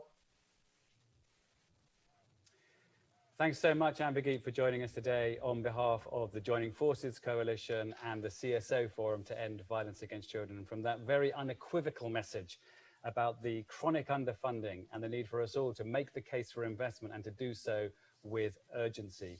Thank you so much. And thanks to all of the agencies represented through Joining Forces and the CSO Forum for the vital work they do to protect children globally and to advocate for change as we are doing today. Earlier, Dr. Tedros mentioned the Inspire strategies, which are widely regarded as global best practice to end violence against children, first published 4 years ago, but continuously evolving as the evidence base grows. Our next leader works on evidencing the implementation of the Inspire strategies. Professor Lucy Kluver of Oxford and Cape Town Universities is Professor of Child and Family Social Work and an Honorary Professor of Psychiatry. Lucy, it's great to have you with us today. We know that with COVID, and we just heard from Amber-Geet, we are facing severe constraints on budget, both domestic and on international aid. So my question to you today, Lucy, is this: can the Inspire strategies survive this economic crisis? Well, thanks, Howard. I think we now have to ask three tough questions. The first is whether the science is strong enough. The second is whether we can actually reach the scale needed to reach over 1 billion children a year. And the third is whether Inspire strategies and violence prevention are a strategic investment beyond violence prevention alone. Well, let's look first at the scale, at the science. If we look and focus in on just one Inspire strategy of parenting programs, we see an exponential rise in the evidence. We can see here from the WHO parenting guidelines that there are now 77 systematic reviews and over 100 randomized control trials in low and middle income countries. They are consistently showing that evidence-based parenting programs are effective in preventing and reducing violence against children. If we move next and ask about whether violence prevention strategies can really reach global scale, well, COVID has shown that they can.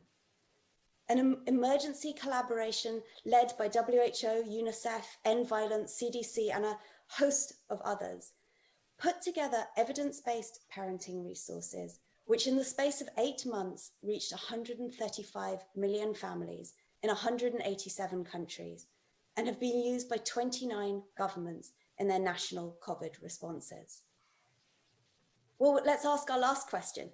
Is Inspire or violence prevention a strategic investment, especially for countries who are having to make hard decisions right now? Well, there's exciting new evidence which shows that it is. This is a study in South Africa of 1,000 adolescents living with HIV. And what we see is that key Inspire strategies, parenting support, government cash transfers, income and economic strengthening, and safe schools lead to substantive improvements on incidence rates of 7 SDG targets across 4 sustainable development goals. we see them positively impacting not only violence prevention, but also SDGs of health, gender inequality, and education. So what does the evidence tell us? It says that we have the science, we have the scale, and we have the strategic investment. The rest, I think, is up to us. Thank you. Lucy, thank you so much for joining us today. Thank you for the work you lead and for those important insights into how we might maximize the bang for our buck, if I can put it so crudely. We need more money, we have the evidence, we need to make the case. And it's great to get those insights about impactful interventions and how we might make the case that investing in ending violence against children is a strategic investment. And you very powerfully articulate how we need to collaborate in different and new ways, both within the end violence community, but beyond, with other sectors to combine for those strategic interventions. Thank you, Lucy. Our next leader is Dr. Joan Nainyuki, the Executive Director of the African Child Policy Forum, which works towards a more child-friendly Africa by promoting knowledge, dialogue, and advocacy for change. Dr. Nainyuki is also the Vice Chair of the End Violence Partnership Executive Committee. And I know that the African Child Policy Forum recently launched 2 great new reports, including an assessment of Africa's 30-year journey with the Africa Children's Charter. Dr. Nainyuki, or Joan, if I may, as far as it's possible to take a pan-continental perspective across such a diverse continent as Africa, from where you sit, what's it going to take to end violence, abuse, and exploitation of children across Africa? Thank you, Howard. And good afternoon, good morning, ladies and gentlemen. It gives me great pleasure to be part of this unified effort towards our shared aspiration of our where no child suffers violence. In Africa, the prevalence of child marriage, as we have had, FGM, child labor, trafficking, corporal punishment, sexual violence, exploitation, the list is endless. All these forms of violence threaten the well-being of our children. In many countries, national laws still do not explicitly prohibit all forms of violence. Deeply rooted social norms, economic and gender inequalities, armed conflicts, environmental disasters expose children to different forms of violence.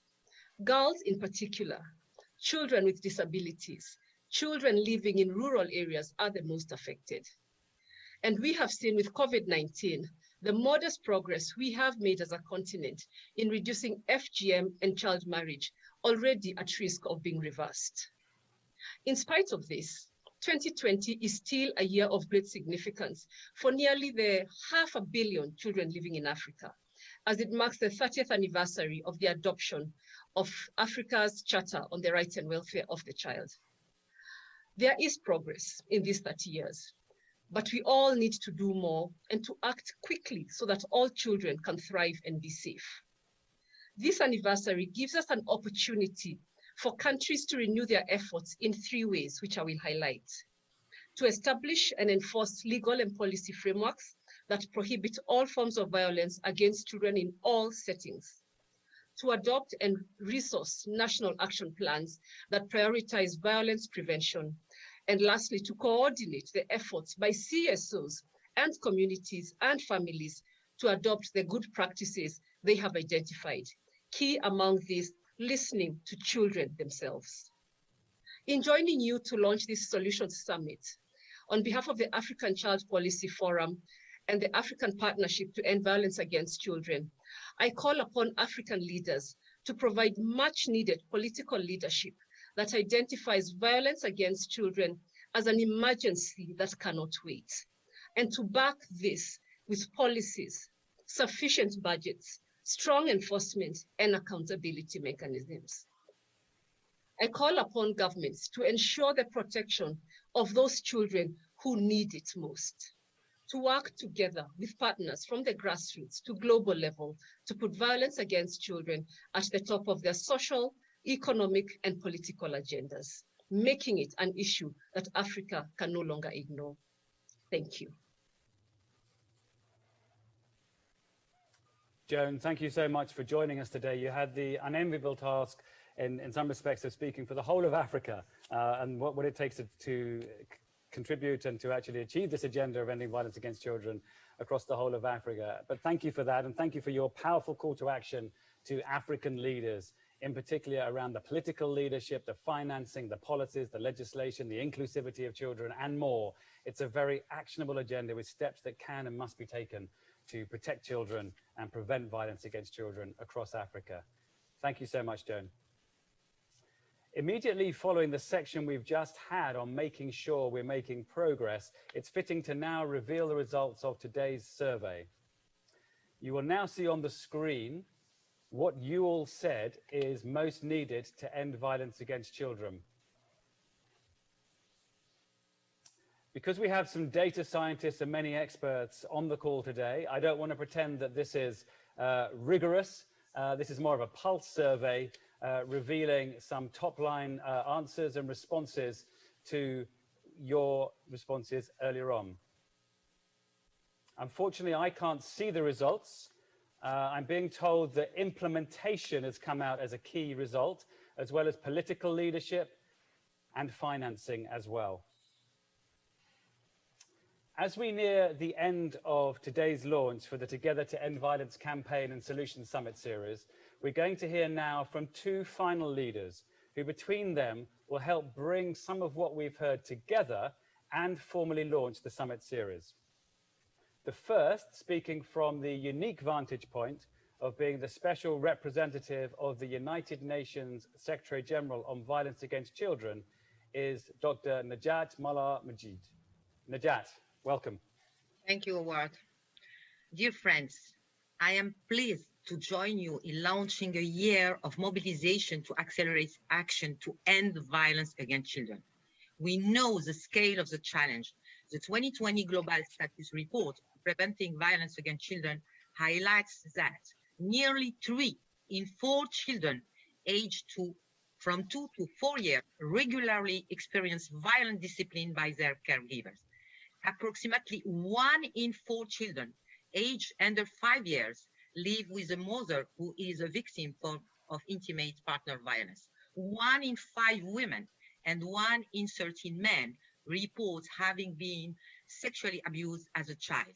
Just over 1 in every 3 children around the world experiences emotional abuse. These horrific numbers show the scale of suffering endured by children, now made worse by COVID-19. The direct impact of the pandemic as well as mitigation measures are putting us even further behind. As the Secretary General warned in his policy brief on COVID-19 impact on children, what began as a health crisis risks evolving into a broader child rights crisis. The pandemic is devastating the global economy, with up to 150 million people at risk of falling into extreme poverty by 2021, affecting mainly women and children. And we know that poverty is a driver of child marriage, child labor, child sexual exploitation, child trafficking. So all these child rights violations will increase along with the recruitment of children into criminal, armed, or violent extremist groups. As a pediatrician, I know the harm that violence and threat can cause to children's physical and mental development at any stage of their life cycle, be it in early childhood, infancy, or during adolescence. Violence has lifelong impact on the health and well-being of children, families, communities, and societies. We must avoid today's children becoming a lost generation carrying scars from the COVID-19 pandemic long after it has faded.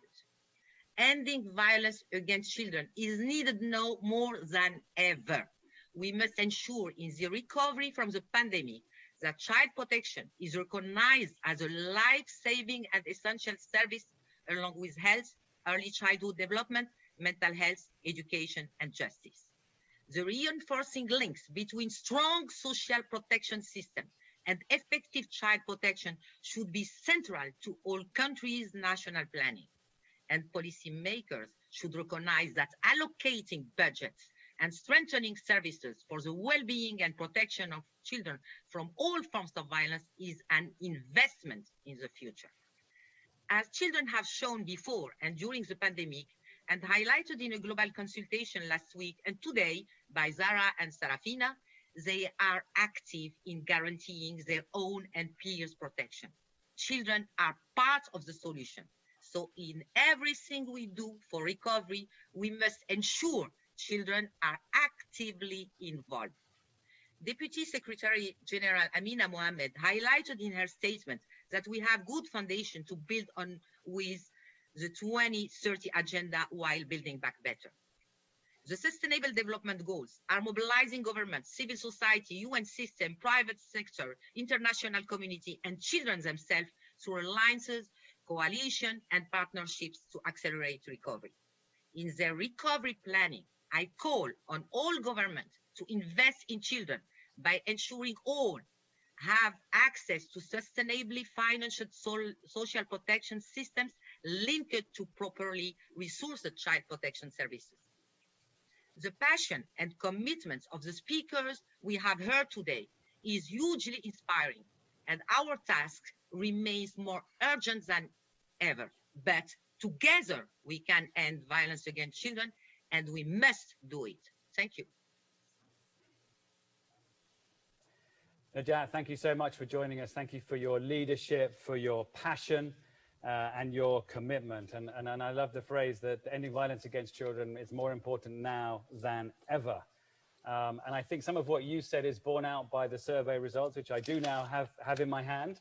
And the lesson there is never announce survey results when you can't see them yourself. But I think it very much chimes with what we've heard through today's event. The importance of political leadership, of more funding, of better implementation of existing plans and initiatives and laws, but also the voices of children, which has come through as a very consistent theme from the very start of today's event when we heard from Zara and Sarafina. As I mentioned earlier, the previous End Violence Solutions Summit was hosted by the government of Sweden and opened by Her Majesty Queen Sylvia in Stockholm in 2018. But more than 20 years ago, Queen Sylvia launched the World Childhood Foundation to safeguard the right of children to a safe and loving childhood, and to work in particular to reduce the risk of child violence and sexual abuse. I had the great privilege of attending the gala event to mark the 20th anniversary of World Childhood Foundation. And I recall Queen Sylvia reflecting there with some poignancy that she had not expected that so much would still remain to be done to protect children 20 years after she launched the World Childhood Foundation. Queen Sylvia has very kindly agreed to share some reflections with us today. Her Majesty, Queen Sylvia of Sweden. Your Excellencies, ladies and gentlemen, it is my great pleasure to address you today. In 2018, I had the honor to inaugurate the first Solution Summit in Stockholm. Now, it is my great pleasure to launch the second Solutions Summit. Due to COVID-19, this summit will be a series of meetings that will culminate next summer in the leaders' event, announcing new commitments and collective actions. I accepted this invitation because despite all the great work being accomplished on global, national and local levels, I remain deeply concerned about the development regarding children's well-being. I founded the World Childhood Foundation in 1999 to fight child sexual abuse and exploitation. Already then, 2 decades ago now, we saw that the internet was being used to exploit children. But sadly, despite 20 years of hard work, we cannot rest on our laurels. Instead, we see a significant increase in harm being done to children online. Today, most children in the developed world and many children in developing countries spend as much of their day online as offline. And in both the digital and the physical worlds, children are under assault. Child sexual abuse images and videos are flooding the internet. In 2020, the number of child sexual abuse images is expected to double from a horrendous 70 million reported by tech companies in 2019. And this is happening at the very moment when the COVID-19 pandemic is driving children to spend even more time online. Please don't get me wrong. Digital technology and the internet provide great opportunities for learning, entertainment, and socializing. However, we also need to acknowledge that without adequate protective measures, children are at heightened risk of abuse. And ensuring their safety online as well as offline is our responsibility as adults. Children need to know that we will protect them, not their abusers.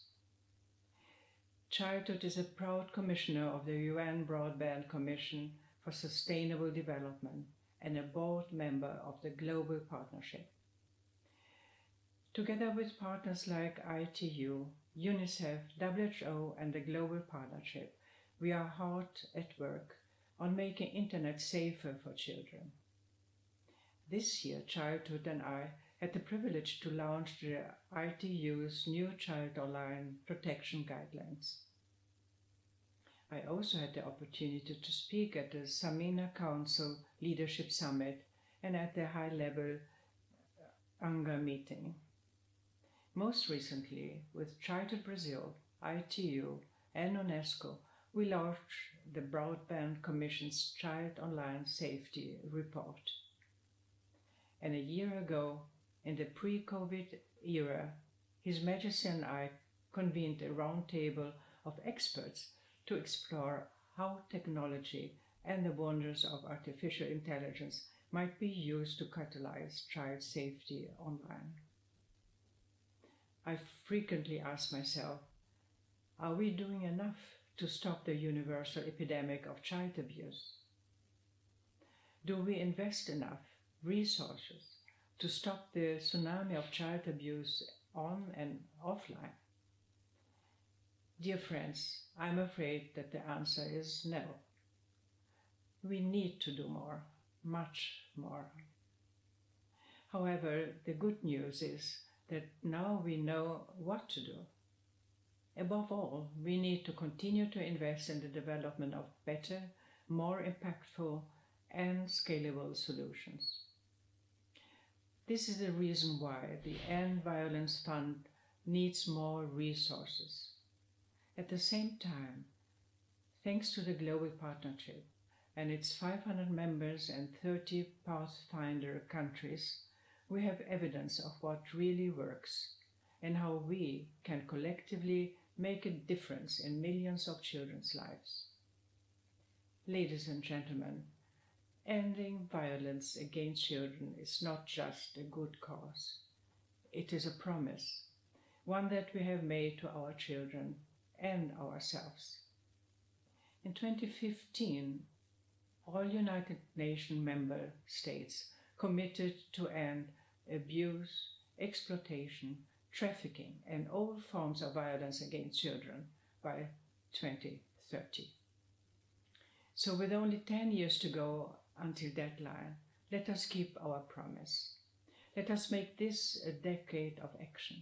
Let us step up our commitments and our investments so that every child can have a childhood free from violence and that no child is left behind. I hereby declare the second Solutions Summit series open. Thank you. Salut, je suis Jason Katia Mouiwa, jeune leader de World Vision depuis la République démocratique du Congo. Hello everyone, I'm Lydia, 17 years old from Kenya. At now, I'm in school, preparing to end my final fourth year exam, but also fighting to end violence against children all over the world.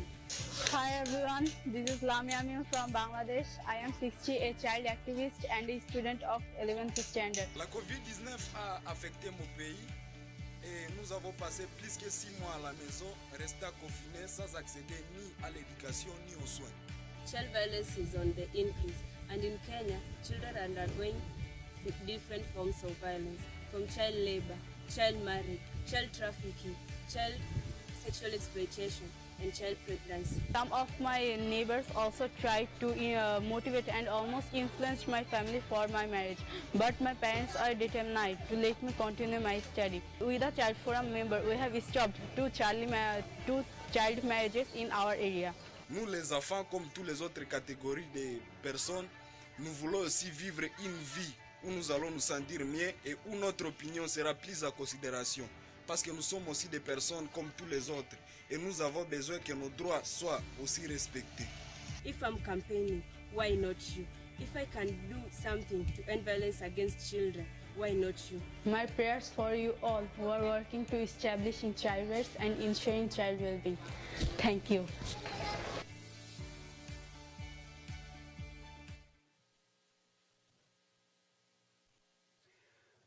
We started and finished today's event with challenges from children. I hope that we've all been informed and inspired. I know that I have. Thank you so much to the youth advocates and the leaders who took time to share their perspectives and their calls to action with us all today. Thank you to everyone who joined from over 130 countries and for the work that many of you do every day to protect children and to end violence against children. Thanks also to our many partner organizations involved in making today's event happen. Particular thanks to the End Violence Secretariat team, to IDECO Productions and SA Video. But today's event is just the beginning, the launch of the Together to End Violence campaign and Solutions Summit series. Next year, and we hope the energy and inspiration from today will propel us into a series of affiliate events and initiatives all over the world, which will be a drumbeat towards a leaders event where commitments will be made. So let's take the inspiration from today to raise awareness, to share solutions, and to work together to advocate for the political and financial commitments needed to make sure that every child grows up safe and secure wherever they may live. Thank you.